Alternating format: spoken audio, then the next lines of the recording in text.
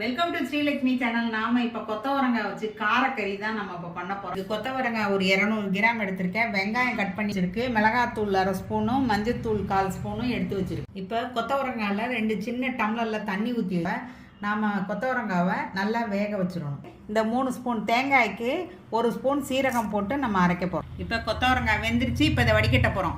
கொத்தவரங்காயில மட்டும் தண்ணி வேக வச்சு எடுத்துரும். இப்ப கடாயில 2 ஸ்பூன் எண்ணெய் ஊற்றிடுறோம். எண்ணெய் காஞ்சதும் கடுகு போட்டுக்கிறோம். இப்போ கருவேப்பிலை போட்டுக்கிறோம். இப்போ 2 வெங்காயம் கட் பண்ணி வச்சுருக்கேன், அதை போட்டுக்கிறோம். வெங்காயம் நல்லா வதங்க உப்பு போட்டுக்கிறோம். வெங்காயம் வதங்கினோன்னே நம்ம கொத்தவரங்காயை போடுறோம். ஸ்பூன் மிளகாத்தூள். இப்போ கொத்தவரங்காயிலையும் உப்பு போட்டாச்சு, வெங்காயத்துலேயும் உப்பு போட்டாச்சு. இப்போ அரைச்ச தேங்காய் சீரகத்தை இந்த கொத்தவரங்காயில் சேர்க்குறோம். இப்போ பச்சை வாசனை போகிற வரைக்கும் கொஞ்சம் நேரம் இருக்கணும். நம்மளோட கொத்தவரங்காய் காரக்கறி ரெடி ஆயிடுச்சு. ஸ்ரீலக்ஷ்மி சேனல் லைக் பண்ணுங்கள், ஷேர் பண்ணுங்கள், சப்ஸ்கிரைப் பண்ணுங்கள்.